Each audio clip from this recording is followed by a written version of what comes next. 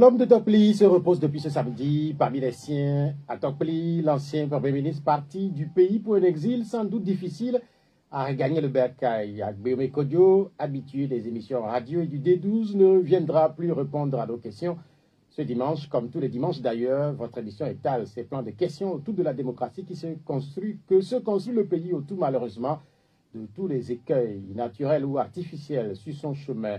Agbeome Kodjo, chantre de la prospérité partagée, était là au lancement du processus au début des années 90. Il était là quand ce processus a connu ses nombreux soubresauts au RPT pour finir à la DMK, un parcours révisité depuis quelques jours par ses parents, proches et amis. Vendredi, ils étaient là pour veiller et samedi, ils étaient revenus pour prier pour le repos de son âme avant que le corps ne soit semé. C'est de nouveau une occasion pour citer Ecclésias, vanité des vanités, tout est vanité, ou encore Job, qui laisse entendre que la mort est un rendez-vous de tous les vivants. Un rendez-vous incontournable d'ailleurs, mais est-ce que tous les vivants bien portants ont conscience de ce futur rendez-vous? L'ancien directeur du port autonome de Lomé, architecte du beau bâtiment à l'entrée du port, comme tous les bâtisseurs, n'a plus su qui lui a construit lui et comment sa dernière demeure. Dans les traditions togolaises, cette dernière demeure est décrite comme celle des rois et Fioipé. Si les rois, les têtes couronnées et les grandes personnalités se rencontrent effectivement, lui, l'ancien protégé du général Eyadema, serait d'ailleurs accueilli par l'homme de Pia, avec d'anciens collaborateurs connus comme Edem Kodjo, Yavia Boibo, Fambare Natchaba ou encore Charles Kondiagba. Dans l'au-delà, par quoi reconnaît-on un opposant? Par quoi décrit-on un homme du pouvoir? Il apparaît clairement que ceux qui incarnent aujourd'hui l'opposition et le pouvoir ont l'impérieux devoir de reconnaître à nouveau qu'on peut avoir servi son pays, parfois avec zèle et parti sans les honneurs de cette République. Le drapeau, symbole de cette République, a feinté le cercueil. Les anonymes, certains étaient venus pour compter le nombre de ministres, députés ou autres personnalités présents aux obsèques d'Agbeome Kodjo. Le présent est en train de passer, mais demain, c'est aussi aujourd'hui avec la nouvelle Constitution et la 5e République. Les leaders de Touche pas à ma Constitution n'ont ménagé aucun effort ces derniers jours pour dire à nouveau tout le mal qu'ils pensent des nouvelles dispositions. Elles vont régenter la vie du pays, une vie qui s'améliore sur le fond de la décette en eau potable, à en croire les chiffres officiels. 61% en 2023 contre 47,66% en 2014. Ces statistiques sont celles du ministère de l'eau et de l'hydraulique villageoise, probablement qu'à Segbe, à Devego, à Kato, pour ne citer que ces localités du Grand Lomé, on doit secouer la tête. Des chiffres encore, mais ceux des résultats du certificat d'études du premier degré, 65,01% de taux de réussite contre 48,18% au BEPC. C'est presque les grandes vacances.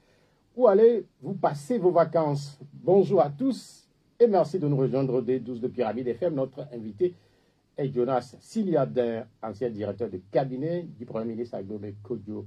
Les numéros du D12 sont 96 50 34 37 et puis 70 43 09 70. L'émission est mise en onde par Romaric Freitas. Jonas Siliadin, bonjour. Bonjour Pierrot, bonjour à tous les auditeurs de Pyramide FM. Comment vous allez? Ça commence à aller. Ça commence à aller, c'est-à-dire? L'émotion est toujours là, la souffrance, mais ça va. Oui, justement, c'est la première des questions que j'avais prévu vous poser. Comment est-ce qu'on se retrouve, dans quel état on se retrouve au lendemain de la mise en terre de celui qui a été votre patron, notamment à la primature? Toujours un peu perdu, mais bon, serein, un peu plus rassuré. Vous mesurez mon émotion, mais j'espère pouvoir la dominer. Tout est grâce. Maintenant qu'il repose sur sa terre natale, on est tous soulagés. C'était important pour vous qu'il soit ramené sur sa terre natale? Oui. Parce que c'est quelqu'un qui était très attaché au Togo, en règle générale, hein, sur cette terre. C'est quelque chose qui était un peu une question de vie ou de mort pour lui.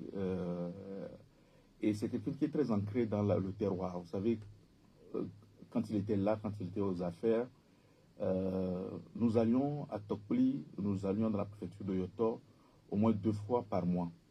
2 week-ends sur 4, on était dans la préfecture. Ce n'est seulement pas Tokpli, hein. Il fallait qu'on aille à Goto, qu'on aille à Zafi. Il a comme ça cette envie de se ressourcer et de se reconnecter à la terre. Et on ne pouvait pas imaginer qu'il soit ailleurs que sur cette terre-là, au bord du Mono, qui était quelque chose qui coulait dans ses veines.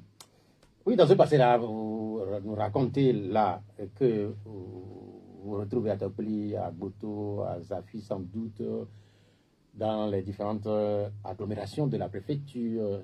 C'est aussi, par exemple, pour éventuellement manger, oui, des plats locaux, se retrouver africain quelque part. Oui, oui, oui. Et ça, d'ailleurs, ça avait manqué beaucoup lors du premier exil que j'ai passé à ses côtés. On repassait ce film. Parce qu'en fait, c'est vrai, il y avait ça. Il avait un bon appétit à Gbé. Donc, il fallait qu'on se retrouve, qu'on mange la pâte. Et que bon, il y ait des tam-tams qui viennent comme ça. Et vous savez que quand il est dans cet état-là, il ne manque pas de marteler la terre avec ses pieds et de rigoler avec tout le monde. C'était un homme radicalement du peuple, au sens où il avait besoin tout le temps de contact de la foule. Et quand on est son proche collaborateur, il faut être vraiment prêt à être bousculé tout le temps. Il descend et puis il improvisait beaucoup. Vous partez sur un itinéraire, la sécurité peut avoir validé l'itinéraire. Au bout d'un certain temps, il va changer et vous êtes face à quelque chose qu'il faut improviser. Oui, c'est la vie, c'est les plats, c'est les odeurs, c'est les couleurs, c'est tout cela qui fait qu'il faisait vivre. Et je pense que s'il y a une vie au-delà de cette vie, il aurait aimé errer dans cette poussière, dans cette ère, dans cet environnement qu'il a façonné. Quand vous parlez de plats, nous sommes dimanche, sans doute que certains Togolais sont en train de manger. Mais lui, quels sont ses plats favoris? La pâte avec la sauce Ademé, mais fait façon Adjaba. Ça, c'est le premier. Mais il était assez universel. En fait, il aimait bien goûter à beaucoup de choses. Et il y a dans les années 90, tous les dimanches, il avait deux plats.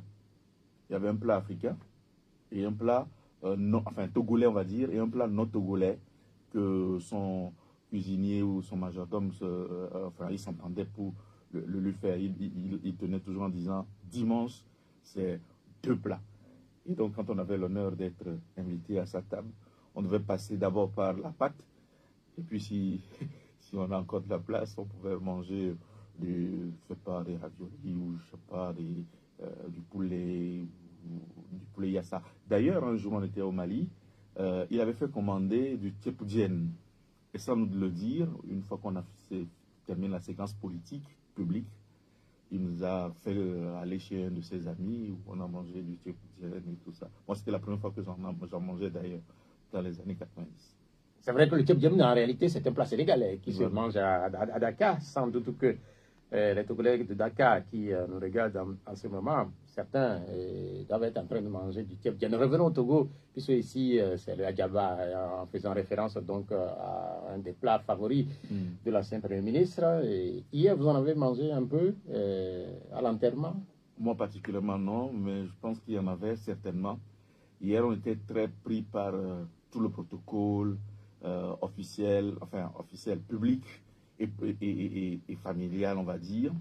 Nous étions les autres, en parenthèse, nous qui accueillons.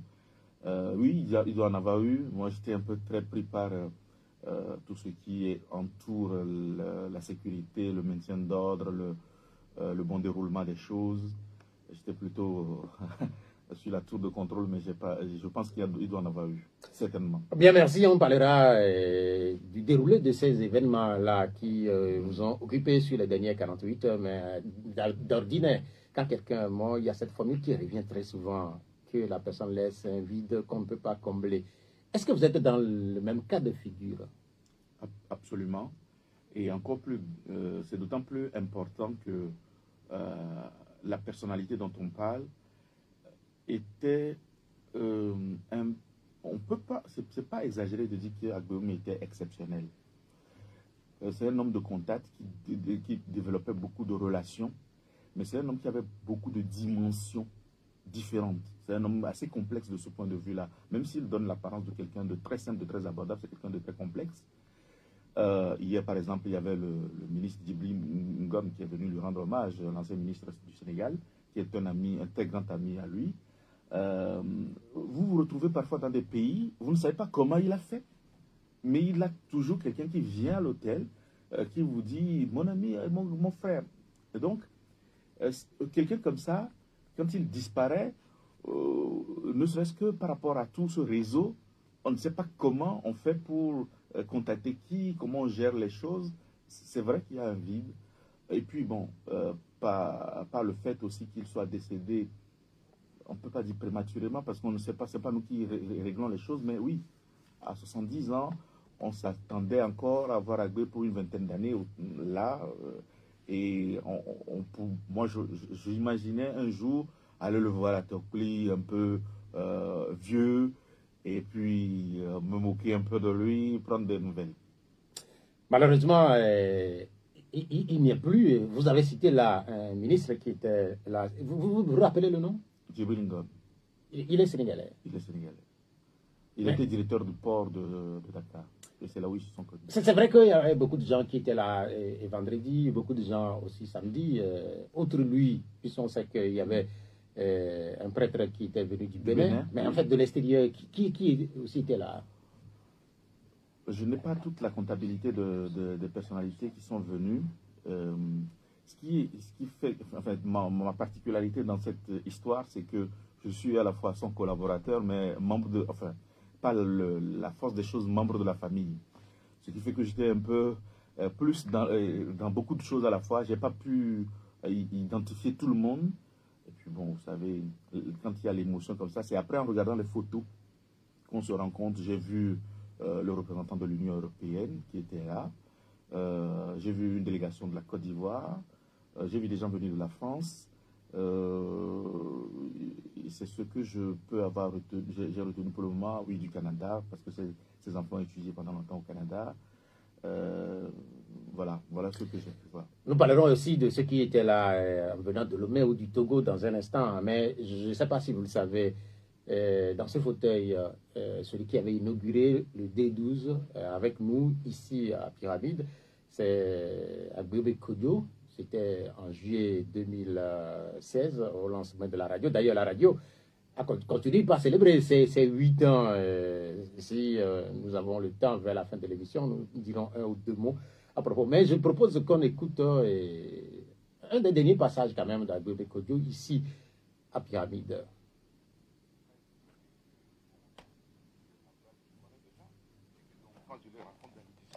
Attention, attention, le peuple est en train de crier.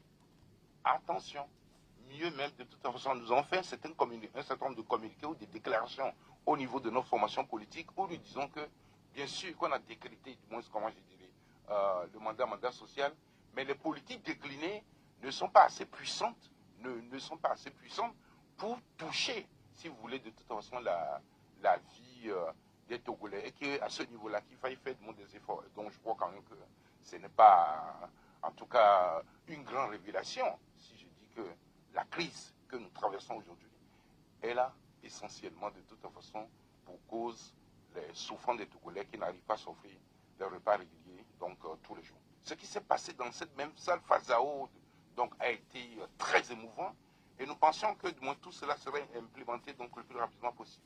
Bon, on était surpris du moins quand le HCON a décidé de faire cette tournée-là à l'intérieur du pays pour aller soumettre le projet de constitution bon, ça me rappelle donc ce que nous avons fait du temps de Yadema, du général Yadema, quand Monson nous avait envoyé donc au titre du rassemblement du peuple togolais à l'intérieur donc du pays pour aller demander aux populations oui ou non, voulez-vous, comment dire, la démocratie donc ou pas, alors que la commission des 109, je crois, hein, donc présidée par feu Achoukoufia Amega, avait déjà remis donc au chef de l'État la mouture donc de la nouvelle constitution. Bref, pour moi aujourd'hui donc l'histoire se répète. L'histoire se répète un peu parce que vous savez, il y a eu en 1974 l'accident de Sarakawa et puis après il y a eu la nationalisation donc de l'UTP. On a multiplié les écoles. Les gens peut-être les jeunes ne savent pas aujourd'hui. On a multiplié du moins des écoles, on a formé donc beaucoup de cadres compétents. N'oubliez pas aussi du moins que l'université de Lomé était une université à vocation internationale, que du moins tous les pays de la sous-région venaient se former du moins au Togo.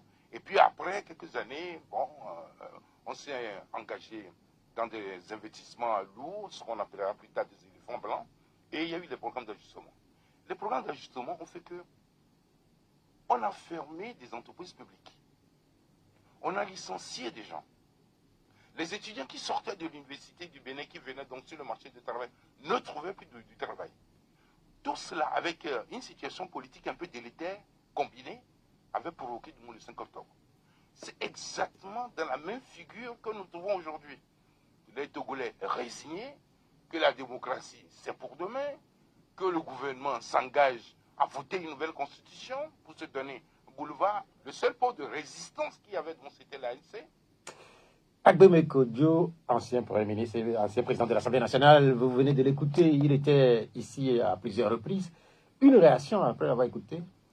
Il va toujours juste. Je pense qu'il a cette chance-là d'avoir été très tôt aux affaires, d'être un travailleur et qui a de la mémoire.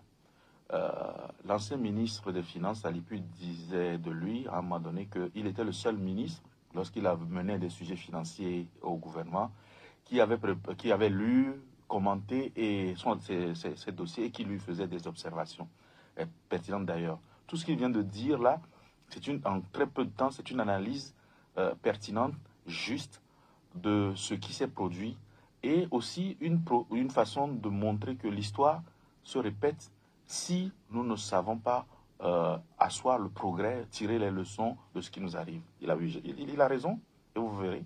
Il continuera à avoir raison, on va dire beaucoup de choses, on va retourner dans ses pensées, on va revoir ses vidéos, et réécouter ses propos, et on se rendra compte qu'il était, non seulement il avait raison, mais il était en avance sur son temps. Un peu comme des grands leaders politiques africains, sénégalais, maliens, oui. Même togolais. Oui, Agbemé a la dimension d'un grand leader. Souvent, les leaders, ce qui les caractérise, il y a l'authenticité. Donc, ils disent ce qu'ils sont, ce qu'ils veulent, et ils sont ce qu'ils disent et ce qu'ils veulent. Ils sont visionnaires, ils regardent, et ils disent avec franchise ce qu'ils pensent. Et je pense que c'est une grâce aussi. Ils voient plus vite que les autres. Oui, il a ce charisme. Je me souviens qu'il a fait un discours à Brazzaville une fois, où tout le Parlement congolais s'est levé pour l'applaudir, alors qu'il y avait des chefs d'État comme Omar Bongo, il y avait Sassou Nguesso, et tous ces présidents étaient là, mais le Parlement s'est levé pour l'applaudir parce qu'il parlait de l'avenir du Congo aux Congolais. Qu'est-ce qu'il disait? Il leur a expliqué qu'il faut qu'ils fassent attention à ne pas se diviser, à ne pas se déchirer, et que le Congo est sorti d'une guerre, mais que s'ils ne font pas attention et qu'ils veulent aller trop vite, trop loin, les germes de la guerre vont revenir et que la guerre pourrait revenir. Mais que cela implique que chaque acteur soit responsable, y compris le président de la République, qui était dans la salle, et l'opposition. Il faut que les deux fassent preuve de responsabilité devant l'histoire. Et le Parlement l'a applaudi. Vous évoquez l'époque sans doute de Lissouba, de Kolela, de Nguesso. Nguesso, c'est ça. Nous allons commenter un peu les 48 dernières heures, en fait, les 2 derniers jours qui ont vu, ou les 3 derniers jours qui ont vu la dépouille mortelle d'Agbemé rentrer à Lomé, puis après porté en terre hier chez lui à Tokli. En réalité, pour beaucoup de Togolais, cela n'arriverait jamais, puisque certains se posent la question de savoir, vu les derniers instants, d'Agbemé Kodjo qui s'était réclamé président, ou qui s'était autoproclamé président de la République, qui s'était même adressé à plusieurs reprises en tant que président élu en étant à l'extérieur du Togo. Beaucoup se posaient cette question si la famille arriverait, ou que si les autorités accepteraient que le corps ou la dépouille de l'ancien Premier ministre arriverait au Togo. Et finalement, pour vous, c'était un défi comment ça s'est passé? C'était un défi, mais en fait, il faut dire la vérité, nous avons eu beaucoup de chance. Dès les premières heures, les autorités togolaises nous se sont montées. On ne va pas dire... ils ont été coopératifs. Elles ont été coopératives, il faut le dire. Il faut dire ce qui est. les plus hautes autorités ont donné des instructions en demandant que toutes les facilités qui sont demandées par la famille puissent être mises à leur disposition, à sa disposition, pardon. Et donc, très vite, oui, nous avons eu un contact au plus haut niveau qui nous a aidés. Donc, il faut le dire, nous n'avons pas eu d'obstruction de ce point de vue-là. Mais le défi, il réside dans le fait que ces deux États, donc il y a le Ghana et le Togo, deux gouvernements qui doivent se parler. Le défi, c'est comment faire pour faire venir le corps, quelles sont les formalités à faire. Ça a pris beaucoup de temps, mais malgré toutes les bonnes volontés que nous avons vues, certains d'entre nous avaient encore la crainte qu'il pouvait y avoir des complications de dernière minute. Bon, il y a eu quelques sauts d'humeur de dernière minute parce que certaines personnes ont été irritées par des propos tenus par des formations politiques ou autres dont Abomey était proche. Mais globalement, nous n'avons pas eu de blocage au niveau des autorités. Vous dites tout ouf, là? Oui, je l'ai dit déjà lorsqu'on l'a vu, enfin vendredi, quand le corps est arrivé, c'est vendredi, non c'est jeudi, c'est mercredi, le corps je ne sais plus. C'est jeudi. C'est jeudi. C'était la veille de la veillée. De la veillée. Vous voyez, je suis pas encore sorti de tout ça. Mais jeudi, quand on était à Flaou, bon, ça a pris un peu de temps du côté ghanéen, donc on voyait le corbillard de l'autre côté, et on avait le souffle coupé jusqu'à ce que nous le voyions traverser la frontière. En ce moment, j'ai commencé à me dire, peut-être qu'on va réussir à aller jusqu'au bout. À cette étape, est-ce que vous dites merci aux autorités togolaises? Là où je suis assis là, oui, il faut reconnaître, il faut être reconnaissant. Quel que soit ce que la personne vous apporte, il faut être reconnaissant. Quelle que soit la main qui vous aide, que vous l'aimiez ou pas, qu'elle vous paraisse propre ou pas, il faut dire merci. Moi, je remercie, oui. Le corps est arrivé et puis il y a eu cette veillée qui a rassemblé des Togolais à la paroisse universitaire là-bas à Gola-Senghor. Racontez-nous un peu, puisque tout le monde n'y était pas. Comment ça s'est passé? Alors, d'abord, il y a eu le recueillement de la famille à la maison jeudi. Et puis, vendredi, il y a eu la chapelle ardente ouverte à tout le public. Donc, les gens sont passés à la maison pour voir le corps et s'incliner devant la dépouille mortelle. Et à partir de 18h, on est parti à l'église pour la messe et la veillée. Tout s'est bien passé. La famille était installée devant comme d'habitude. L'église était pleine à craquer. Je pense qu'on a dû mettre des chaises sous la patame devant pour que les gens puissent trouver de la place. J'ai vu le Premier ministre Kofigo, je crois. J'ai vu le ministre Freitas qui lui a succédé au ministère de la Jeunesse et Sport. J'ai vu beaucoup de gens, mais bon, par intermittence, on voyait les autorités. Il y avait les partis politiques qui étaient représentés. J'ai vu M. Olympio, j'ai vu Mme Adjamagbo, par exemple. Je ne sais pas si j'ai reconnu d'autres. Oui, Maître Apévon, que j'ai vu également. Voilà, il y avait beaucoup de monde. On a mis, je pense, un peu plus d'une heure à terminer les salutations à la fin de la messe. On vous a vu surtout prononcer une oraison et toute l'émotion qui vous a ceinturé. C'est vrai, vous avez versé des larmes. C'était comment? Dur parce que derrière chaque mot ou derrière chaque phrase, je pouvais mettre des images, plusieurs images. Et donc, à un moment donné, les images revenaient. C'est pour ça que ça a été dur. Même maintenant, c'est pas simple. Ce qui était dur aussi, quand on vous a écouté, c'est que vous nous aviez raconté qu'Abomey a eu plusieurs exils. Ça, par exemple, oui, beaucoup l'ont découvert. Mais comment expliquer tout ça? Il aime tant les exils? Non. Il aimait tant les exils? Je vous ai dit que c'est un leader authentique. Ce qui caractérise un leader, c'est l'authenticité. Abomey, c'est quelqu'un, quand il pense à quelque chose, il n'en parle pas comme ça tout de suite. Il sonde. Il nous appelle, il appelle des gens.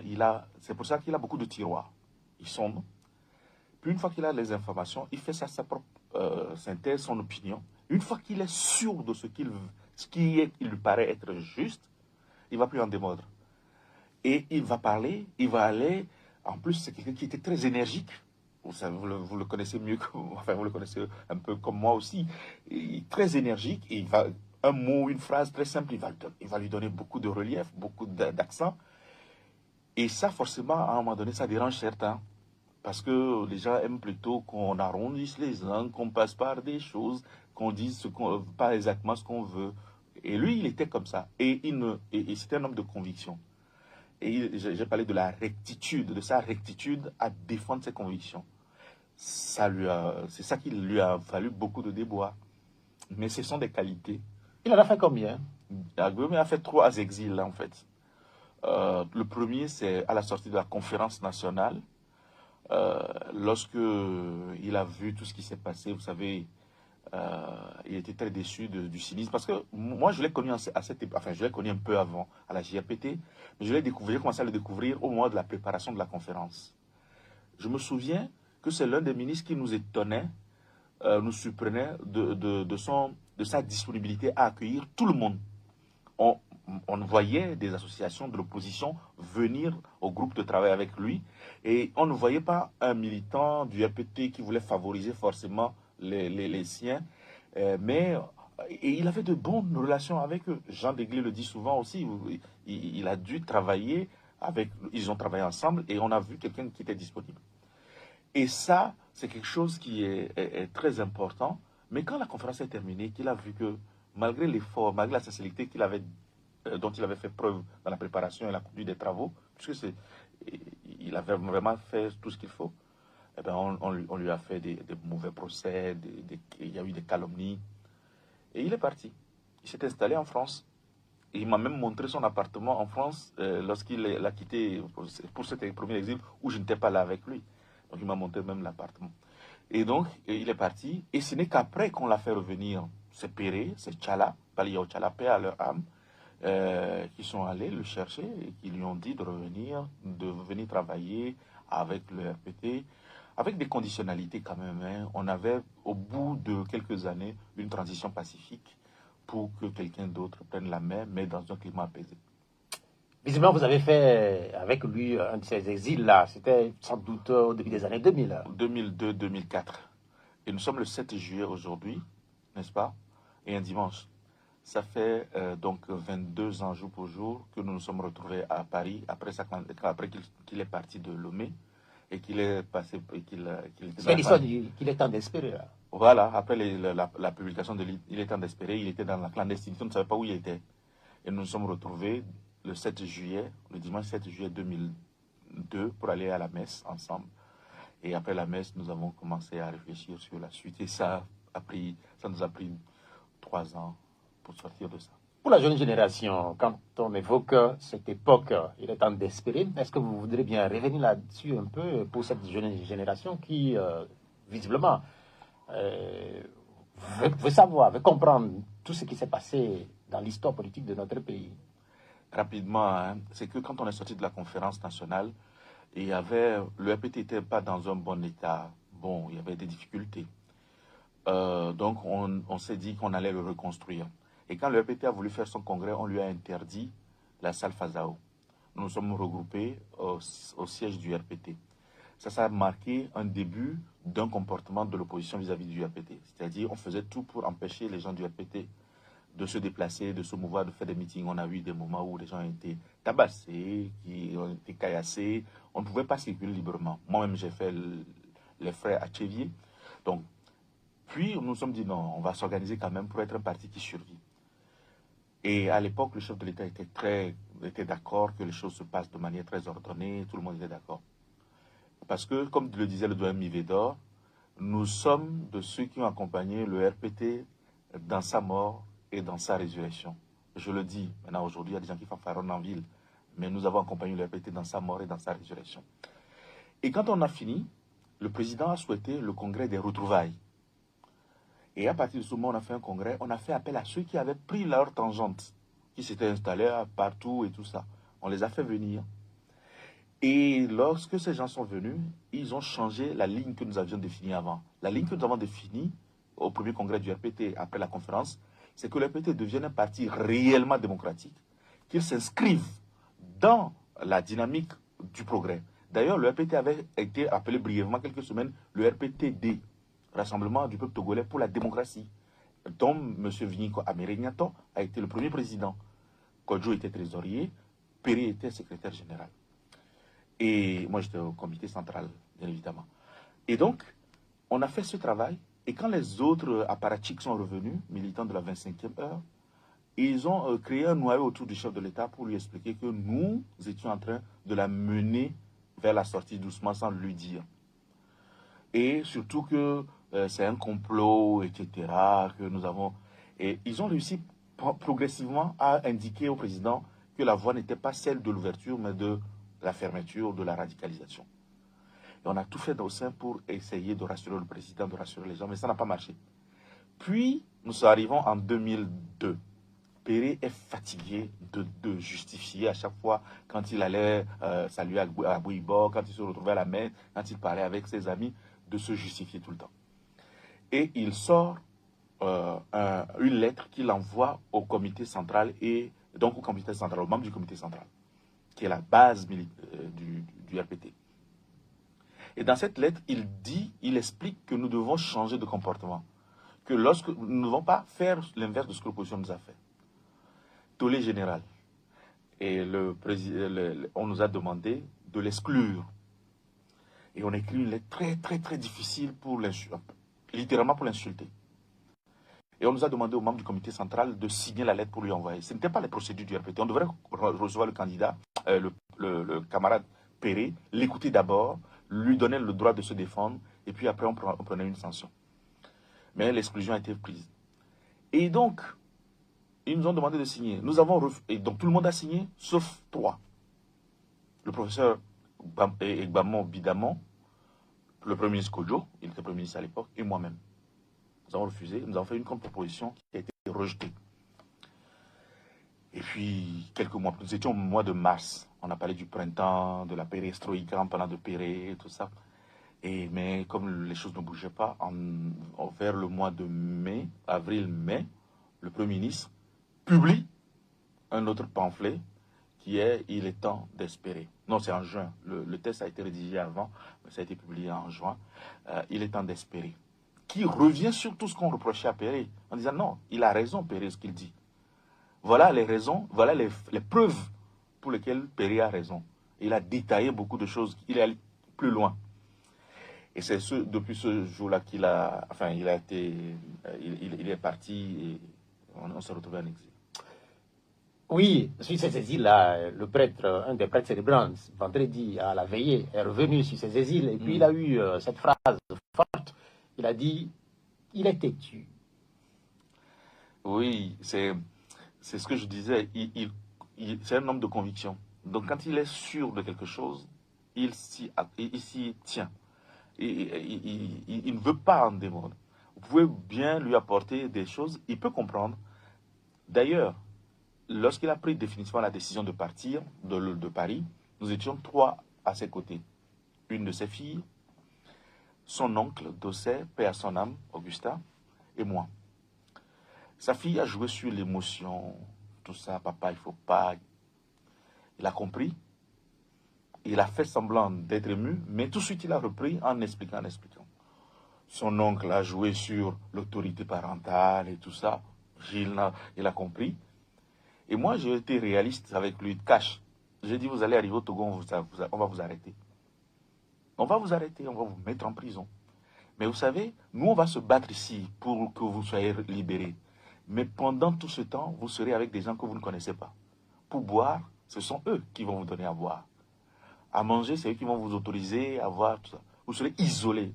Est-ce que vous êtes prêts à être encerclés par des gens armés que vous ne connaissez pas et qui décident de votre vie dans une journée? Vous allez mourir. Et là, il a respiré, il m'a regardé et dit, je sais, mais si je ne prends pas le risque de mourir, je ne serai jamais libre. Ma décision est prise. C'est ça qui fait dire aux gens qu'il est têtu. Vous voyez, 3 personnes, 3 acteurs différents autour de lui. On était vers minuit. Le lendemain, il a pris l'avion, il est parti. Il est arrivé, il est arrêté. Il a été arrêté. Comment vous avez réagi à cette époque? C'est son épouse qui m'a appelé parce qu'on échangeait beaucoup. On avait pris des dispositifs malgré tout.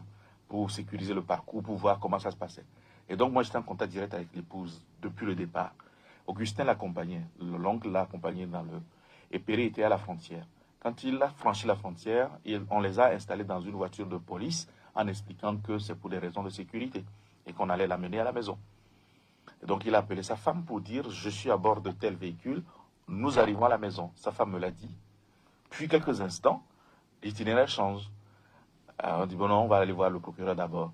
Et en ce moment, il est arrêté, il est parti à Cara. Et en ce moment, nous, on a l'information et donc on a déclenché. J'ai publié tout de suite sur les réseaux sociaux l'information et nous avons commencé à appuyer sur les boutons à gauche et à droite. Bien, merci. Revenons une nouvelle fois à cette veillée, puisque vous nous parliez tantôt des personnalités étrangères qui étaient là. Oui, c'est vrai aussi qu'il y a eu un certain nombre de Togoudais. Moi aussi, j'en ai vu, puisque j'étais à cette veillée. Et pour compléter la liste que vous aviez citée, il y a par exemple l'ancien député Sénat Lipi qui était là également. Il y a eu l'ancien ministre Idiot Tourine que j'ai vu. J'ai vu également le coordonnateur de la DMK, Paul Missiagbeto, Jean Kissi, ancien député. Oui, c'est vrai. Puis l'ancien ministre Broum qui était là. Oui, Michel Nikwe Broum. Ouais. Le président du CAR également, M. Daté, qui était là. Sur cette mobilisation, comment vous l'avez jugée? Et ça nous a fait chaud au cœur et ça nous a rassurés sur le fait que les gens ont connu vraiment la personne d'Agbé, qui l'ont apprécié, aimé ou détesté, mais qui lui témoignent une certaine forme d'attachement parce qu'il fait partie de l'histoire de notre pays.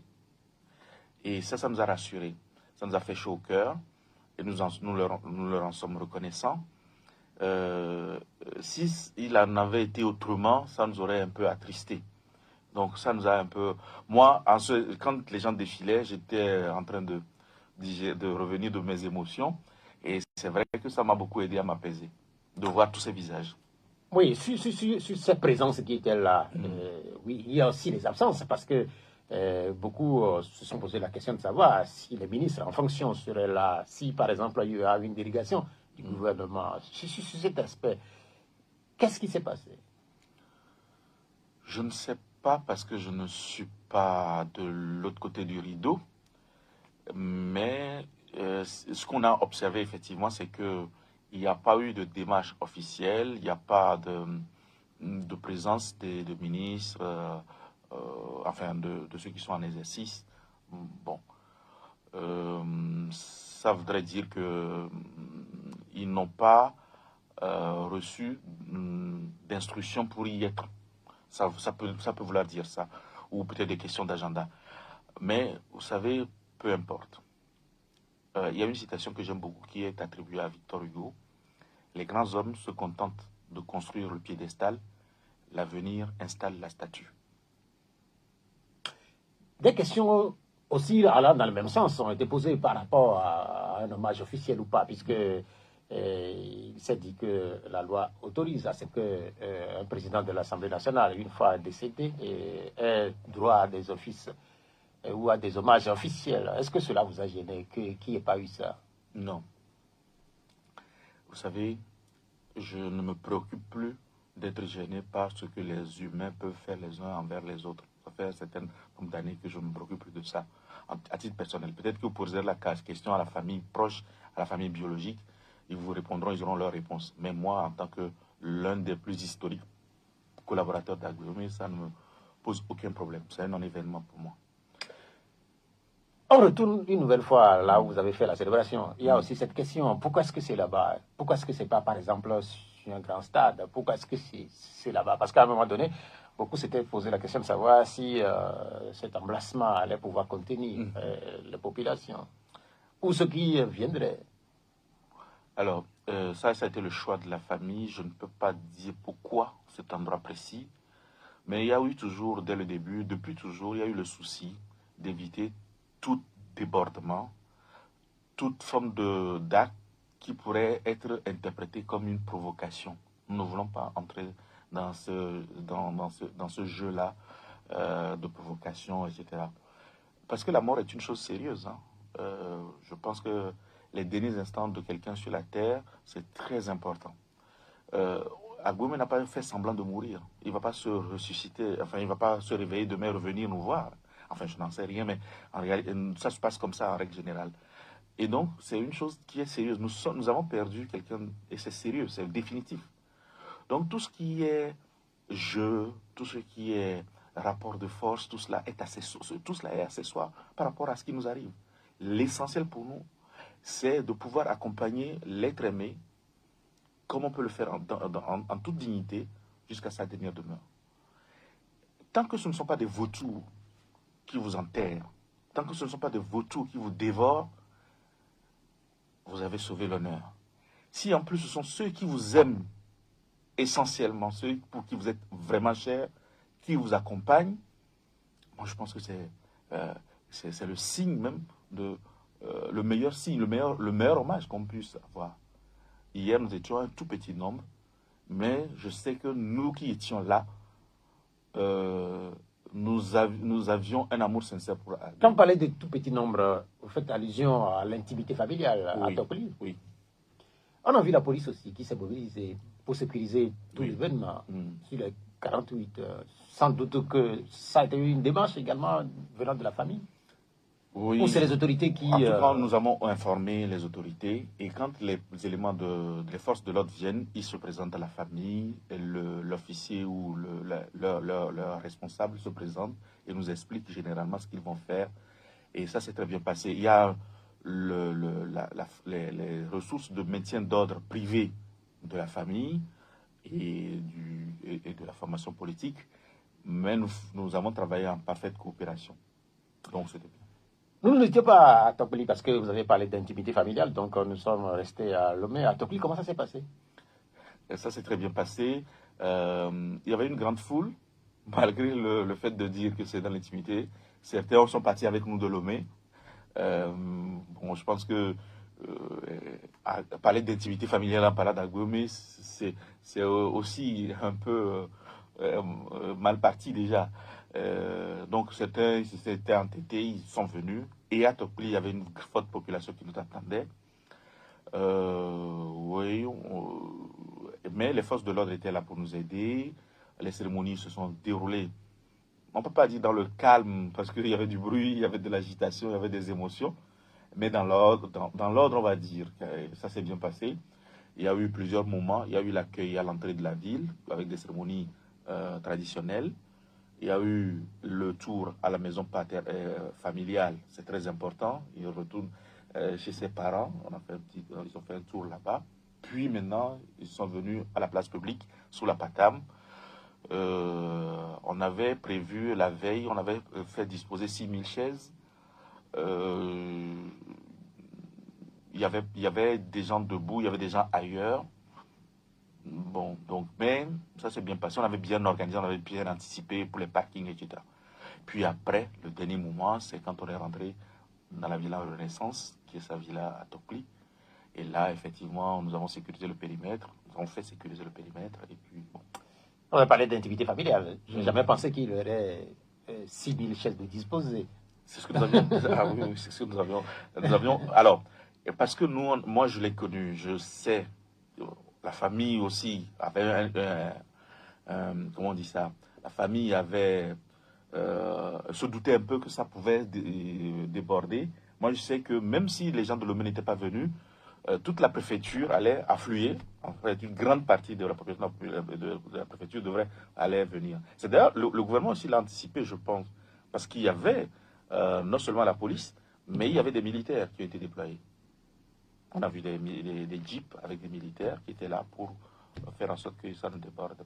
Dans un instant, les auditeurs vous poseront des questions. Ils interviendront dans le cadre de cette émission qui est consacrée à Agboume Kodjo, l'ancien Premier ministre du Togo, ancien président de l'Assemblée nationale, ancien directeur du port autonome de Lomé, ancien ministre également. Vous nous avez raconté, là, par exemple, dans votre raison, qu'il a été, je crois, deux fois ou trois fois ministre des Sports. 2 fois ministre de la Jeunesse et des Sports en 88, puis en 92, ministre de la Sécurité, ministre de l'Administration territoriale et de la Sécurité. Beaucoup évoquent son caractère, oui, Est-ce qu'on peut commencer par voir les auditeurs, puisque là, on me fait signe quand même que nous avons passé 45 minutes. Je vais rappeler tout simplement aux auditeurs qu'ils peuvent également laisser les commentaires sur les réseaux sociaux, puisque je suis en train de regarder de gauche à droite.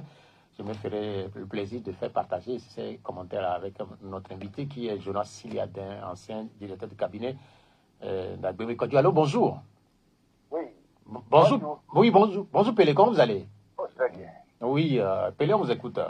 Ok, je salue notre invité. Bonjour, monsieur Pelé. Ok.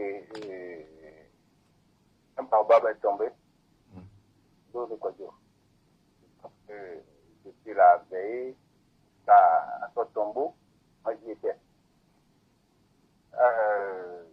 Pierrot, je pense que c'est sur votre antenne là-bas que vous avez reçu M. Agbemi Kodjo. C'était le 27 avril 2018.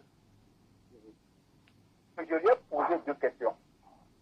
Et il m'avait dit, il a dit, M. Pelé, il faut venir me voir à la maison. Je vais te répondre. Je ne sais pas si vous vous souvenez. Oui, je me rappelle. Voilà. Et j'ai compris que cet homme est un animal politique. Il maîtrise tout. Il maîtrise tout. Il connaît. Et dans la vie, comme ça, il a dit donc, il a fait. Et franchement, il mérite, mais ce qu'il faut dire, le Togo ne donne pas, il ne fait pas, ne sent pas pour les Togolais. Et il faut que ces gens-là, on doit le mettre le grand hommage, c'est-à-dire l'État togolais. C'est-à-dire cet homme. Mais malgré tout ça, là, hier, là, quand je voyais Tokli, la mobilisation des véhicules, je disais, est-ce qu'il y a encore des véhicules à Lomé? Est-ce qu'il y a encore des véhicules à Lomé? Malgré que c'est à l'intimité qu'on avait dit. Les gens n'ont pas... C'est-à-dire les gens ont oublié ce mot-là, que quand on dit à l'intimité, la personne ne doit plus se rendre là-bas. Mais les gens ont été. Et moi, je suis rentré à Lomé à 21h. Mais à Lomé, félicitations. Il faut qu'il soit réincarné. Et il faut que on trouve des gens comme ça, combattants, parce que ce qu'on est en train de dire ici, ce n'est pas... Moi, j'ai dit que je l'ai combattu depuis le RPT jusqu'en 2019. Et moi, avec lui, on discute le 24h quand il était investi. Allez jusqu'à le vendredi. Le samedi, on ne s'est pas parlé. Le vendredi, on a beaucoup discuté. Et le gars, il maîtrise. Et félicitations. Mais on a perdu un grand homme. Le Togo a perdu un grand homme. Comme s'il fallait solution. Parce que quand on parle de la politique, il maîtrise. Il maîtrise. Et je manque de mots pour qualifier. C'est-à-dire, on dit que le bien est apprécié quand on l'a perdu. Merci. Bien, merci Pelé pour ce passage. Et un autre auditeur derrière Pelé. Allô, bonjour. Oui, bonjour. Bonjour, vous êtes à l'antenne. Quel est votre nom? Basile. Basile, on vous écoute. Salut l'invité. Bonjour, monsieur Basile. Bon, moi, je ne sais pas si vous allez ramener encore le thème concernant le docteur Boué.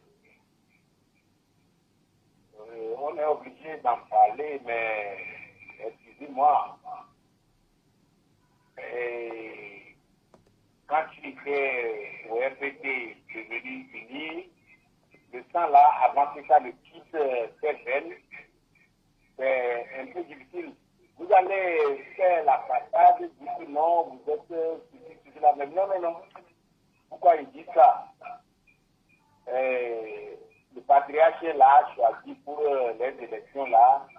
Qui il est parti choisir? C'est celui qui intervient sur les radios, sur toutes les radios Togo, dans le compte du RPT, plutôt du UNI. Qui est parti choisir, on l'appelle Sana, quoi, quelque chose comme ça. C'est celui-là, il est parti choisir pour lui faire la centralisation. Comment est-ce que vous voulez que nous... Non, quand nous on parle ici, moi je ne suis pas d'un parti. Moi je veux que le peuple togolais puisse manger une seule fois au moins par jour. Ce qui n'est pas le cas actuellement. Ceux qui sont dans les partis, ils n'ont qu'à se débrouiller. Quand leurs chefs font quelque chose, ils n'ont qu'à les ramener à l'ordre. Quand les autres lui demandent, pouvez-vous comment, ils n'arrivent pas. Et que vous voyez, le gars de Uni, il est parti prendre. C'est lui qui va lui dire que tu as gagné. Voilà dans quoi on est.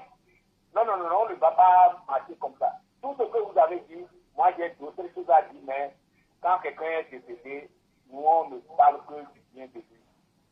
Si Dieu amène les autres choses, ça ne va pas marcher.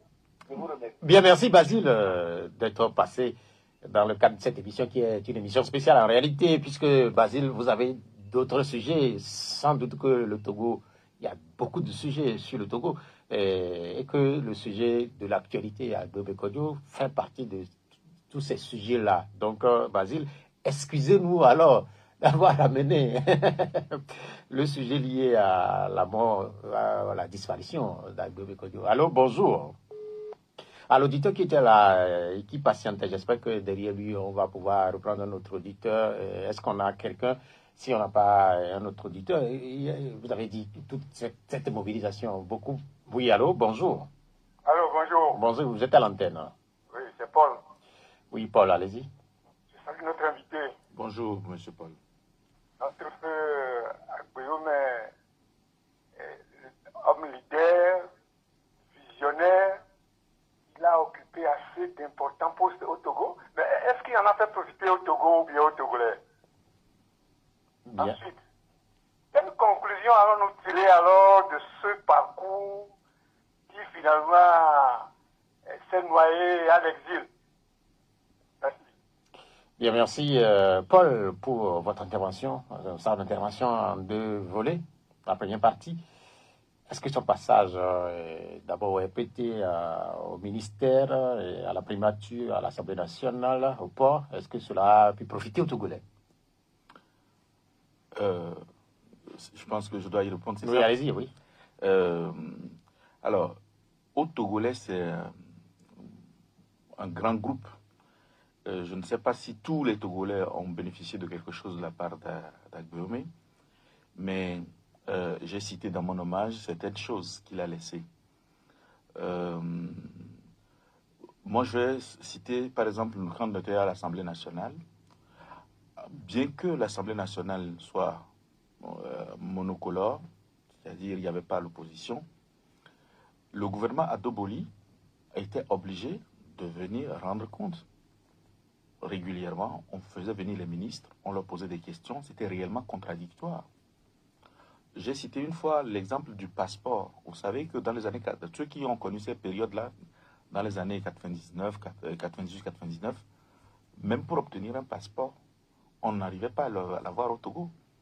Les gens avaient eu des visas pour partir, ils avaient déjà obtenu le visa. Ils n'ont pas pu obtenir le passeport, le visa a expiré. C'est Agbéome Kodjo, en tant que président de l'Assemblée nationale, qui a pris à bras le corps ce sujet. Ça, je parle de l'Assemblée nationale. Mais revenons au port autonome de Lomé, où il a été directeur général. Je ne sais pas si notre ami Paul a connu le port après la grève générale illimitée qui a été déclenchée le 16 novembre 1992. Quand Agbéome est arrivé au port, quelques temps après, ce que était le port à l'époque. Les navires ne venaient plus au Togo. Ils préféraient aller à Tema ou à Cotonou, et on avait des problèmes économiques et financiers. C'est Agbéome qui a redressé le port. C'est Agbéome qui a dessiné la vision d'un port à conteneurs. C'est Agbéome qui a dessiné la vision d'un terminal sec, un port sec qui est à Togo. Il avait même prévu 5 AC. Donc si au moins lui-même directement n'est pas venu remettre de l'argent dans les poches des Togolais, au moins ce travail-là a profité à l'économie togolaise, puisqu'aujourd'hui le port autonome est un des fleurons de notre économie. Dernier point, moi je l'ai accompagné dans le Bas-Mono, dans Atakpamé, toute cette région-là qui longe la partie sud du Mono, sud-est du Mono. Nous avons créé des écoles d'initiative privées qui ont été reprises par l'État par la suite. Nous avons supporté ces écoles pendant longtemps et l'État les a reprises. Nous avons fait des tables bancs aux gens. On va parler dans tous les détails. En fait, voilà. La deuxième partie de la question, sur les conclusions. Les conclusions, oui. Quelles conclusions peut tirer? Chacun tire ses conclusions de ce qu'il a vu. Moi, je pense que lorsqu'on est authentique et qu'on croit en ses convictions, c'est aussi une preuve de courage et de bravoure que de donner sa vie pour ça. D'autres auront d'autres lectures. Je rappelle, nous avons comme invité Jonas Iliadin, un proche d'Agbemé Kodjo, ancien directeur de cabinet quand il était à la primature. Je rappelle les numéros également par lesquels les auditeurs peuvent intervenir dans le courant de cette émission, 70 43 09 70 et puis 96 50 34 37. Allô, bonjour. Oui, c'est Pelé qui revient. Oui, Pelé, pour la dernière fois. La conclusion de M. Paul, je vais lui dire que il faut demeurer toujours du RPT jusqu'à mourir avant qu'on te fasse un hommage, un grand hommage. C'est parce que Agbemé a dit non, qu'il est temps d'espérer. Parce que en politique, quand vous êtes en train de faire de la politique, c'est parce que vous avez une même vision dans un parti politique. Mais à un moment donné, quand je dis non, que ce qu'on est en train de faire là, ça n'arrange pas le pays, et il faut que je quitte pour aller de prière. Ce n'est pas l'exemple de M. Pascal Boudjera. M. Pascal Boudjera, autour, le parti est revenu aller là-bas. C'est un coup ferré, même cas. Mais à Blomé, il a tenu la tête. C'est là où je vais dire ce que le père du Bénin a dit la fois dernière, qu'il est déçu. Ça, c'est le thème de ça. Mais en politique, il est sur sa position et sa vision politique. C'est ça qu'on appelle un homme de conviction en politique. Merci. Bien, merci Pelé. On a compris quand même que effectivement vous avez rencontré Agbemé Kodjo et vous faites finalement son défenseur, puisque cette intervention c'est pour répondre à Paul. Il y a Basile qui disait qu'il était un peu surpris qu'on ait pu ramener cette question de l'actualité à ce qui concerne. Vous pensez qu'il a exagéré, il a tort, et on aurait ne pas faire cette émission? Non, je pense que nous sommes à la fin de la semaine. Enfin, si on prend la semaine laïque, et un des événements majeurs qui a marqué cet événement, cette semaine, c'est quand même celui-là, indépendamment de la personne concernée. Je ne sais pas si nous avons déjà connu à plusieurs reprises un Premier ministre, un ancien Premier ministre, un ancien président de l'Assemblée nationale qui est mort en exil, qui est venu et qu'on a accueilli et qu'on a eu toute une séquence. C'est normal, de mon point de vue en tout cas, qu'on puisse en parler. Après, ça ne dépend pas de la personne, c'est l'événement. Vous êtes journaliste, donc les journalistes s'occupent de l'actualité, ça faisait partie de l'actualité. Bien, merci. On me fait signe que Basile, qui veut revenir. Allô? Non, je vous disais, pourquoi le patriarche l'a pris et lui, il est parti prendre un homme qui est plutôt, excusez-moi, de unir pour venir faire la centralisation de ces suffrages. C'est ce que moi je demande. Oui, bien. C'est que lui demande, pour nous, que tu as gagné, il n'arrive pas. Oui, restez. Parce que le gars déjà mis tout à l'eau. C'est de ça moi je parle. Oui, Basile. Oui. Oui, je voudrais que vous discutiez directement avec mon invité. Oui, il faut lui donner, moi je vais discuter avec lui. Basile. Oui. Est-ce que vous pensez que c'est Agbemé seul qui désigne celui qui travaille dans le cadre d'une campagne? Là, ça veut dire que tous ceux qui étaient là-bas ne voyaient pas l'enjeu qu'on avait en face. Non, Donc, on est quelqu'un qui intervient depuis toujours dans le compte fini. On le fait pour venir centraliser moi-même et plus tard. Et vous pensez que si vous pensez, monsieur, vous savez, moi, je m'en tiens aux faits. Là où je suis, je ne connais pas la personne. Je ne sais pas. Ah voilà. Et je ne sais pas où il vit. Je ne connais pas son obédience politique. Je ne peux pas vous répondre. Ok. Et Basile. Oui, merci d'être intervenu. C'est clair que là, Agbemé Kodjo, on l'a enterré hier. Il n'est pas là pour nous expliquer pourquoi cette personne qu'il a choisie pour, oui, faire partie de cette équipe, puisque même la personne en question, c'est vous qui nous dites qu'il est de UNI. Moi, je ne sais pas si la personne est de UNI ou pas, donc c'est vous qui nous le dites. On va retourner au téléphone pour insérer d'autres auditeurs. Allô? Ah, oui, allô? Papa Darlin. Oui, papa Darlin, vous êtes à l'antenne. Allez-y. Merci beaucoup et merci à l'invité. Bonjour, monsieur Darlin. J'ai connu M. Aguiome, notre cher disparu, dans les années de la JRPT, lorsque la JRPT était en bonne forme. Et M. Aguiome a toujours cherché le bien de tous. Et les gens du port peuvent encore en témoigner plus. Donc, paix à son âme. Merci, papa Darlin, Merci. d'être passé pour votre intervention. Est-ce qu'on va retourner au téléphone tout de suite? Si on ne retourne pas au téléphone, nous venons de passer une heure d'émission avec notre invité. Est-ce que nous pouvons... oui. Allô?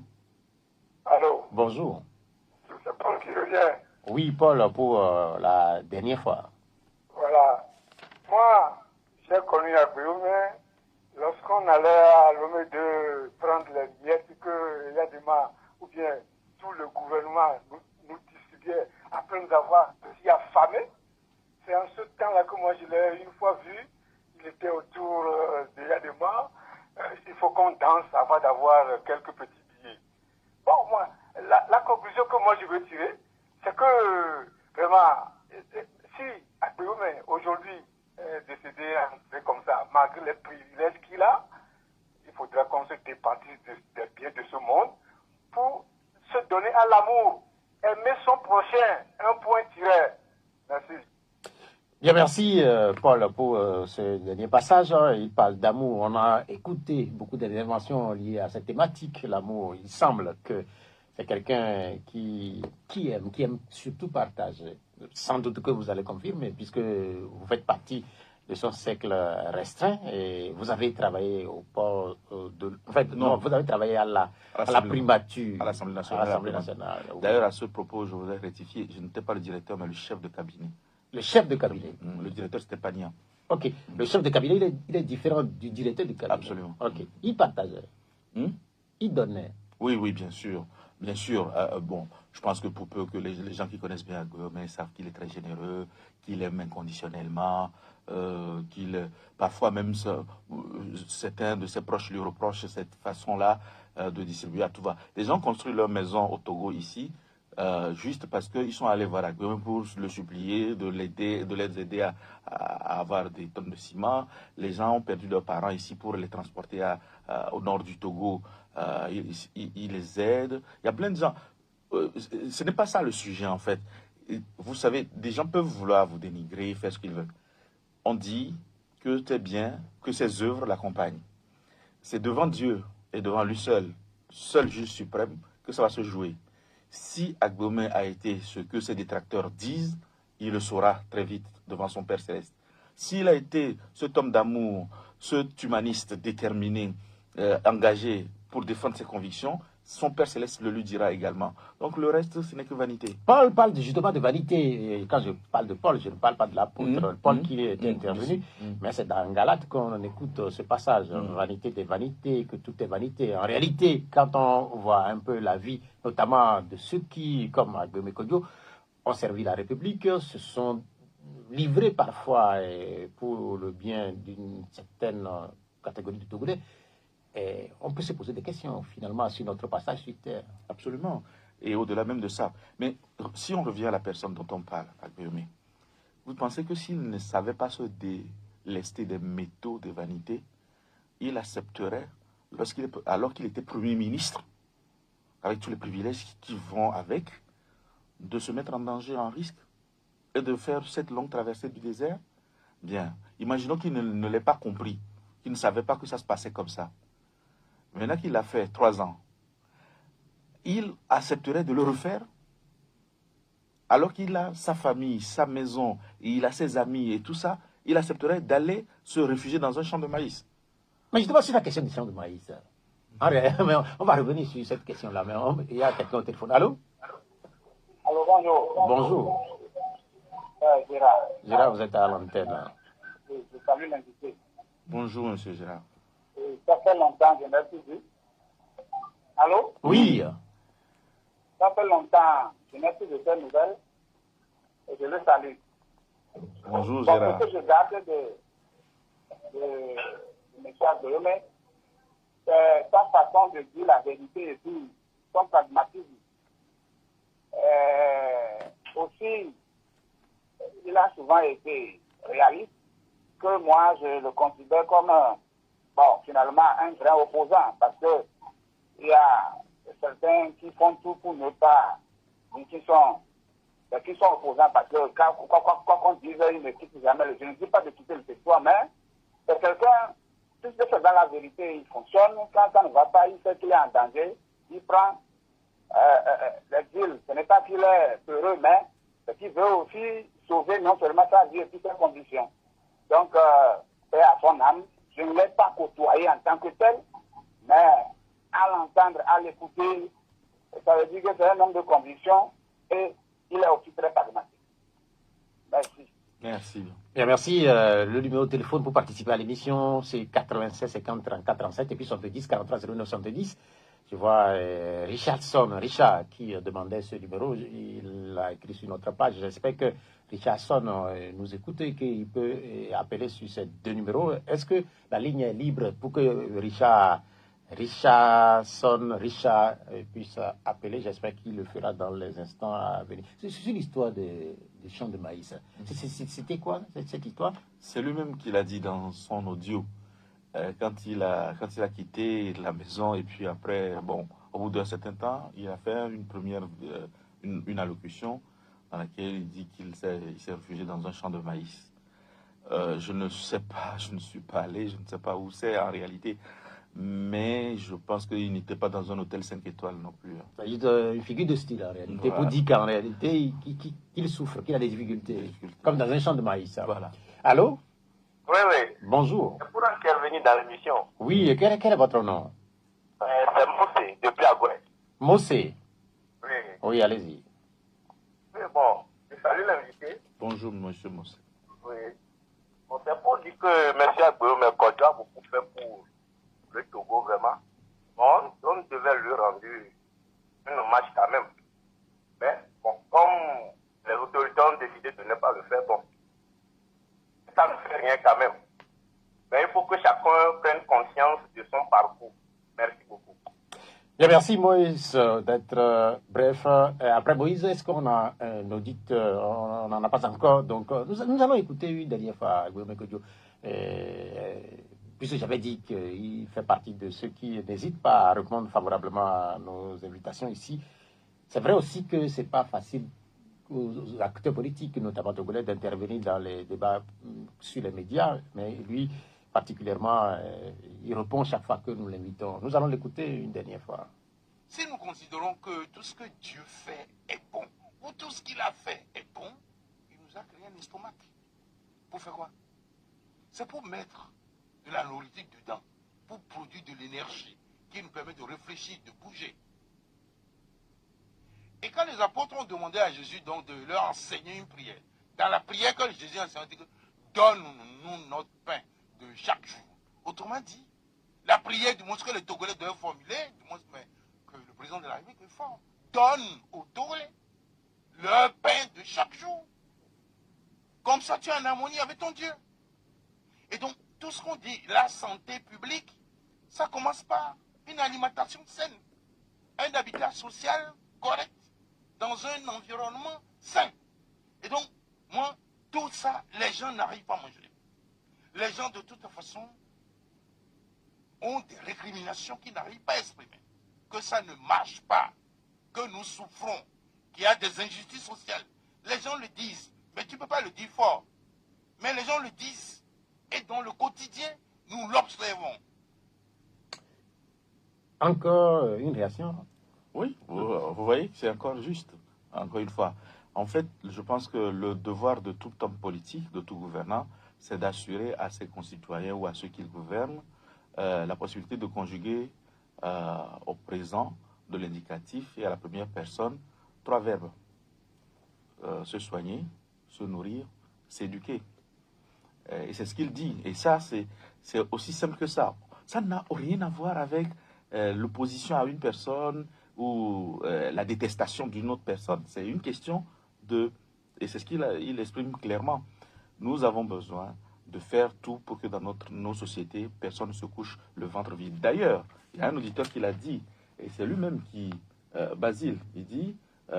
le peuple, et ce que moi je veux, c'est que le peuple togolais, chaque Togolais puisse manger à sa faim au moins une fois par jour.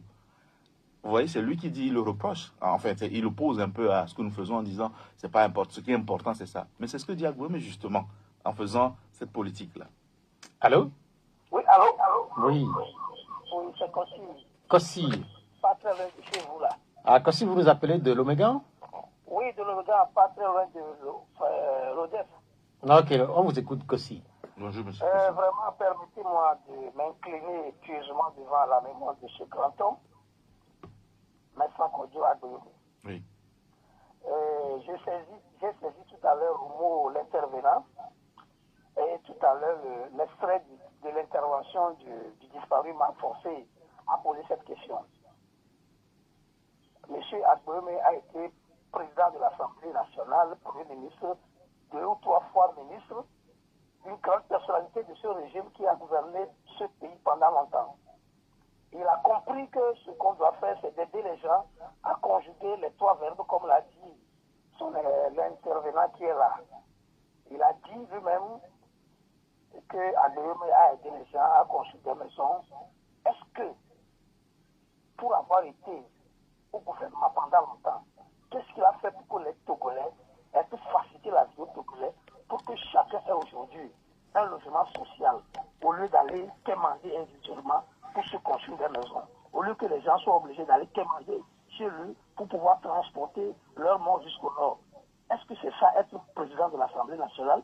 Est-ce que c'est ça être premier ministre d'un gouvernement d'une nation? Est-ce qu'un premier ministre, un président de l'Assemblée nationale, c'est pour aller décider des tables bas dans le sud du Bas-Mono? Voilà les questions que je me suis posées tout à l'heure, en sachant qu'Agboué a été au gouvernement et en écoutant tout à l'heure ce que l'intervenant a dit et le seul de son discours. Merci. Bien, merci, Kossi, pour votre intervention, réaction. Alors, je voudrais qu'on soit sérieux un petit peu. Jusqu'ici, vous avez vu que j'ai adopté un ton qui n'est pas mon ton habituel. Je veux qu'on soit serein, qu'on apaise les gens. Mais commencer cette polémique-là ou cette façon de dire des choses comme si on n'était pas au Togo, si on était sur la Lune, ça ne va pas aller. Si la personne veut, j'ai encore le discours programmatique d'Agboué lorsqu'il a été nommé Premier ministre. Il peut le lire. Si on devrait commencer à parler des choses concrètes, je peux rentrer dans le détail pour lui. Est-ce que notre ami connaît ce qu'on appelle le programme intérimaire renforcé du FMI, le PIR? Est-ce qu'il sait celui qui l'a conduit dans sa dernière phase? Quand il dit qu'en tant que Premier ministre, pour faciliter la vie des gens, le Premier ministre, il est au gouvernement et au quotidien, il prend des décisions. Il pense que quand Agboué est arrivé à la primature, il a passé les 2 années à croiser les bras, à ne pas... Et est-ce que les gens se souviennent des conditions dans lesquelles nous étions dans les années 2000, avec la coopération avec les institutions qui étaient gelées et qu'il fallait jongler pour trouver un peu de ressources, pour payer les salaires, pour faire en sorte que l'économie continue à avancer. Alors, et je ne veux pas ici qu'on allume des polémiques, mais je veux qu'on respecte quand même un minimum la personne du Premier ministre Kodjo.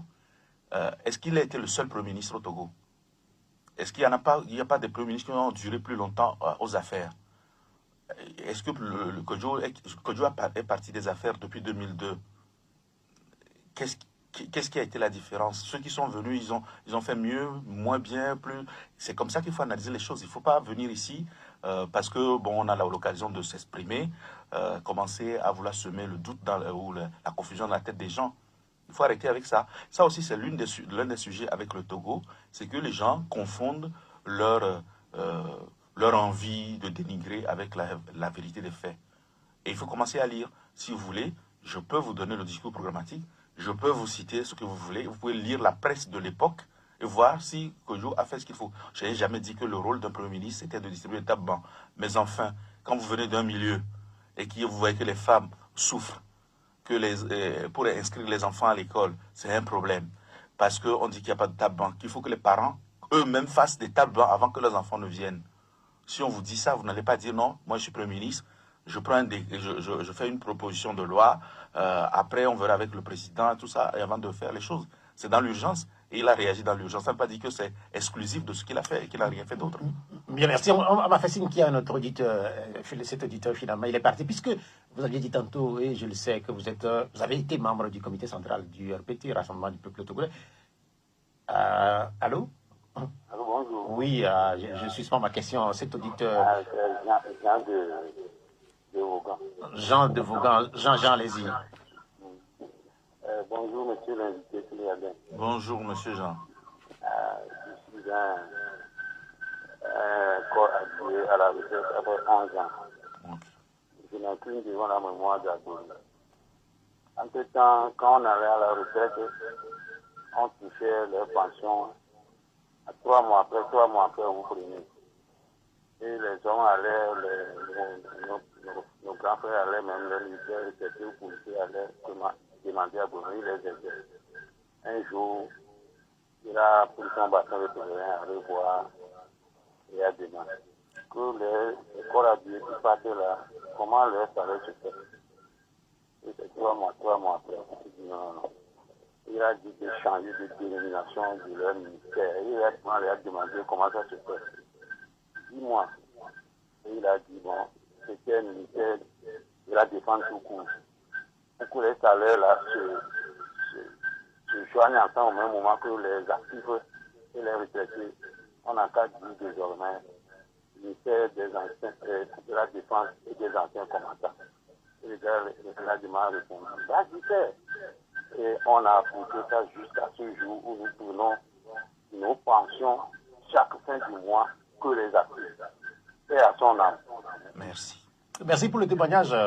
Est-ce qu'on a un dernier auditeur? Allô? Allô, Pyramide FM. Bonjour, vous êtes à l'antenne. Quel est votre nom? C'est juste de Traditi Copé. Juste? Oui. À Detikopé? Oui. Oui, allez-y, juste. Oui, c'est pour donner un grand hommage à M. Agouri Kodjo, qui a été une grande personnalité de ce pays.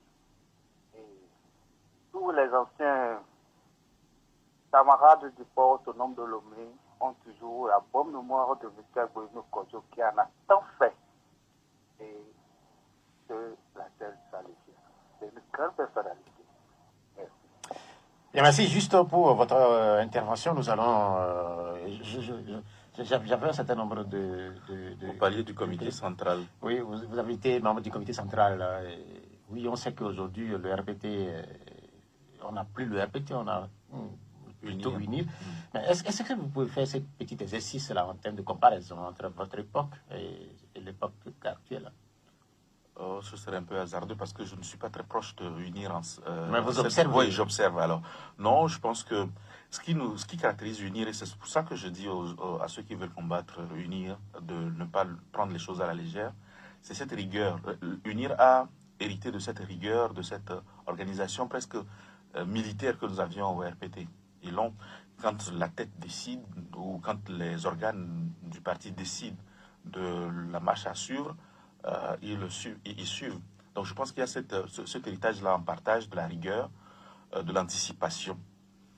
Ce que je déplore un peu aujourd'hui, enfin je déplore pas seulement un peu aujourd'hui dans les choses, c'est que j'ai suivi le discours du président Faure lors du congrès de Kara en début d'année. Et ça m'a touché parce qu'il y a des mots qui sont revenus, qui sont justement ce que je reproche aujourd'hui au système qui nous gouverne.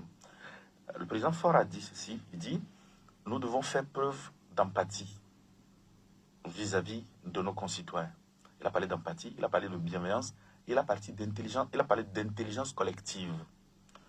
Or, lorsqu'on observe UNIR, ou en tout cas les actes posés aujourd'hui par le système UNIR, on n'a pas les choses qui sautent aux yeux, les valeurs qui sautent aux yeux ou ce qui apparaît de façon intuitive, ce ne sont pas l'empathie, ce ne sont pas la bienveillance, ce ne sont pas l'intelligence collective. L'intelligence collective, je précise pour nos auditeurs que ce n'est pas une manière d'insulter quelqu'un. On dit qu'un groupe fait preuve d'intelligence collective lorsqu'il sait résoudre des problèmes complexes tout en gardant son unité, sa cohésion, ce qui fait l'essentiel de son essence. Le Togo, aujourd'hui, ne fait pas preuve d'intelligence collective parce qu'au Togo, nous ne savons pas régler des problèmes complexes, en tout cas des problèmes tout court. Et que le chef de l'État, le premier magistrat du pays dise ça, c'est pour ça que ça m'a interpellé. Malheureusement, effectivement, oui, ni au sein de... Enfin, je pense que c'est UNI qui dirige le pays. Donc, si ça n'est pas au niveau national, c'est que ce n'est pas impulsé au niveau de UNI. Et ça, c'est un défi que nous devons tous relever dans les années à venir. Malgré tout, quel que soit ce qui nous divise, garder l'essentiel qui est la bienveillance, garder l'essentiel qui est l'empathie, se mettre à la place de l'autre. Et surtout, à des moments difficiles, faire preuve d'intelligence collective. À votre époque, quand vous étiez au comité central du RPT, au RPT, et au niveau du Togo tout court, il y a des questions qui sont portées sur la démocratie notamment.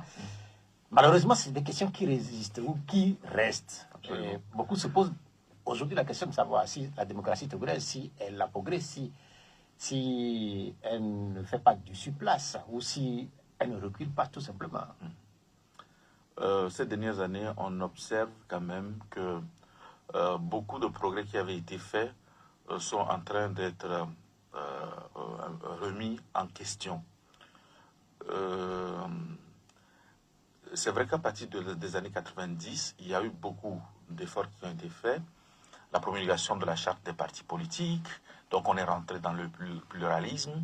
Il y a eu des élections qui ont permis, par les différents jeux d'alliance, d'avoir par exemple le CAR et l'UTD de l'époque qui ont gagné les élections législatives, etc. etc. Et puis progressivement, le jeu se verrouille un peu. Moi, je l'ai dit, se verrouille progressivement. Je l'ai dit déjà en 2010, lorsque nous avons eu à diriger la campagne d'Obu, que les choses se verrouillent. Alors, je vais expliquer très brièvement, j'espère que ça ne va pas être très compliqué, ce qui se passe en réalité, les déterminants de tout cela au Togo. Je l'ai dit dans mon livre. En fait, en tant que gouvernants, nous sommes habités par, nous obéissons à deux lois fondamentales. La loi narcissique et la loi symbolique. La loi narcissique, c'est un principe qui consiste à considérer qu'on ne peut se faire du bien que par soi-même. Que si je veux être heureux, si je veux être bien, c'est à moi-même de le faire. Que les autres humains, mes adversaires, mes amis, ma famille, ne me veulent pas du bien, ou ils ne sauront pas me vouloir du bien. Donc si je dois me sauver, je dois m'occuper, je dois tout faire par moi-même pour que je puisse organiser mon bonheur. La loi symbolique dit ceci, c'est que nous devons faire confiance les uns aux autres. Je dois penser que les autres aussi sont bons. Et que même s'il m'arrive quelque chose de grave, si je n'y ai pas pensé, par la bonté des autres, je peux avoir une solution, un secours inespéré. Selon qu'on obéisse à l'une ou à l'autre de ces lois, on va avoir une approche politique différente. On va être plus ou moins ouvert lorsqu'on obéit à la loi symbolique, mais on va être très fermé et réfractaire lorsqu'on obéit à la loi narcissique. Au Togo, le vrai problème, c'est que quand on prend la politique, la démarche politique globalement, l'offre politique, nos acteurs, nos gouvernants, nos hommes politiques obéissent majoritairement à la loi narcissique. Ou en tout cas, il y a un déséquilibre entre les deux lois, et ce déséquilibre est permanemment en faveur de la loi narcissique. Et si on veut vraiment, si tout le monde veut faire preuve de bienveillance, d'empathie, et qu'on doit faire preuve d'intelligence collective, il faut que collectivement nous trouvions des solutions pour obéir plus à la loi symbolique qu'à la loi narcissique. Qu'est-ce qui va rester de son parti, ou bien de son parcours d'abord, et puis après de son parti politique, puisqu'on sait que le MPDD, c'est sa formation politique. C'est notre formation politique. Fondée sur, c'est votre formation politique, fondée donc sur les cendres de Obu. Qu'est-ce qu'il laisse d'abord à Agbeome Kodjo comme héritage? Je me doutais un peu que vous allez me poser cette question. Je pense que toute sa vie, il y a des constances. Et tous les auditeurs l'ont dit tout à l'heure. C'est la vérité, l'authenticité. Donc, travailler sur des convictions. Travailler sur des convictions, travailler avec rigueur.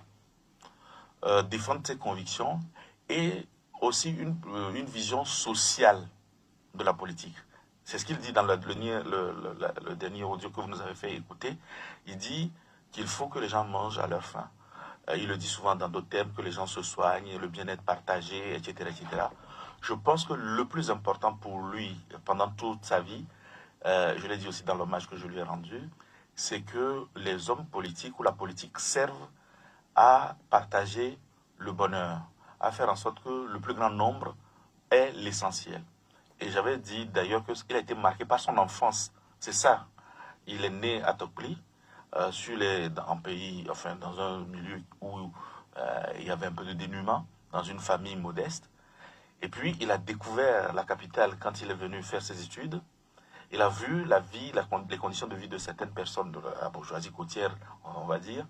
Et il s'est dit, mais il y a d'autres façons de vivre. Il faut que tous les enfants aient la chance d'aller à l'école, de se soigner, et qu'on puisse donner les moyens aux gens de réussir dans la vie. C'est pour ça que toute sa vie, il a dédié à cette cause de la justice économique et sociale. Je pense que s'il y a un héritage, c'est l'héritage donc de la conviction, de l'authenticité, de la justice sociale et économique. Sur le plan politique, intrinsèquement à votre parti politique, le MPDD, qui était membre de la DMK. Qui est, toujours. Oui, qui est membre de la DMK. Qu'est-ce qu'il va devenir? Le MPDD? Oui. Les statuts ont prévu tout ça. En fait, les statuts de notre... Parce que d'habitude, quand un président fondateur en Afrique, un parti politique, quand il meurt, il s'en va avec le parti. Absolument. En fait, au MPDD, il était le président. Gérard Adja était le premier vice-président.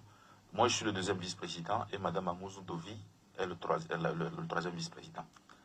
Les statuts prévoient clairement ce qui va se passer. Normalement, on n'a pas eu le temps de faire les choses, je l'avoue, comme il fallait le faire. Normalement, le bureau politique devrait désigner un intérim. Et ce n'est qu'après la fin de l'intérim qu'on organise un congrès qui désigne la nouvelle équipe. Bon, Mme Amouzou et moi, on se partage ce rôle-là d'intérim. Et comme je ne suis pas tout le temps sur le territoire national, Mme Amouzou assure quand je ne suis pas là. Et nous nous coordonnons. Maintenant que nous avons pu en faire les obsèques, on va observer un petit moment et puis on va s'organiser pour aller au congrès rapidement. Et le congrès va désigner la nouvelle équipe et le parti va continuer. Votre prière, c'est sans doute de ne pas vivre les mêmes affres comme au sein d'autres formations politiques. Oui. Non, on fera tout pour éviter les scissions, les départs et tout ça. Et moi, je dédie ma personne à ça. Et vous me donnez l'occasion de le dire. Je n'ai aucune ambition personnelle. Je n'ai pas de prétention. Ce qui m'importe, le plus important pour moi, c'est qu'on puisse sauvegarder l'héritage politique, mais l'héritage tout court d'Agbéomi. Et je ferai sacrifice de ma personne pour ça. Vous écoutez conclure cette émission. Prenez votre temps, puisque nous avons encore quelques secondes. D'accord. Alors, je vais faire une conclusion en 2 temps. Une conclusion par rapport à ce que je viens de dire, et puis la conclusion générale. J'ai dit que je fais sacrifice. En fait, nous avons un biais. Tous ceux qui font de la politique doivent se demander pourquoi ils font de la politique. Quel est le déterminant réel? Généralement, nous confondons la carrière et les motivations sous-jacentes. Les gens choisissent de faire de la politique parce qu'ils pensent qu'ils veulent être ministre, ils veulent être président, ils veulent être député. Mais en réalité, s'ils se regardent bien, s'ils se posent les bonnes questions, ils verront qu'ils ont des motivations qui les amènent à ça. Des motivations profondes. Par exemple, les gens qui veulent être président ou qui veulent être ministre, c'est qu'ils ont un besoin de reconnaissance, un besoin d'honneur, un besoin de prérogatives, un certain nombre de choses. Or, quand on repose la question par rapport aux motivations, on verra bien que ce n'est pas qu'en étant président de la République seulement, ou qu'en étant seulement ministre, qu'on peut trouver un exutoire ou une réponse à ces motivations, à ces déterminations profondes. Vous voyez un peu. Moi, il y a plusieurs années en arrière, je pensais que mon destin, c'était de devenir ministre, président ou tout ce que vous voulez, tout ce qui est dans la sphère politique, pour être heureux. Mais je me suis rendu compte que mon déterminant, c'est la reconnaissance. C'est le mouvement, c'est de pouvoir proposer des solutions, c'est de construire des choses, de passer de l'idée à la chose, d'un stratège. J'ai créé un cabinet et j'ai exactement la même satisfaction. Donc, je n'ai pas besoin aujourd'hui de faire de la politique pour être heureux. Donc, je suis au MPDD Le patron a voulu que j'y sois parce que c'est un code. Je sais qu'il savait que s'il lui arrivait quelque chose, je ferais tout pour sauver le patrimoine. C'est pour ça qu'il a mis d'abord Adja, Gérard, et moi ensuite, pour une question de disponibilité. Malheureusement, Gérard est parti avant que le patron ne décède. Je parlais de quelques secondes, les secondes sont finies. Ah bon, je pensais que j'avais plusieurs minutes. Autant pour moi. Bon, je vous lirai ma conclusion après, si vous permettez, parce que c'est une intervention de Jacques Attali qui est très intéressante sur la vengeance. Dommage. Hein? Dommage. Vous le lirez prochainement à nos amis. Merci d'être venu, Jonas Siliadin, ancien directeur de cabinet d'Agbemé Kodjo. Chef de cabinet d'Agbemé Kodjo. Merci à Romaric Freitas pour la mise en onde technique. Cette émission va être rediffusée à partir de 19h. Je suis Pierre Roatiobé. Au revoir. Merci.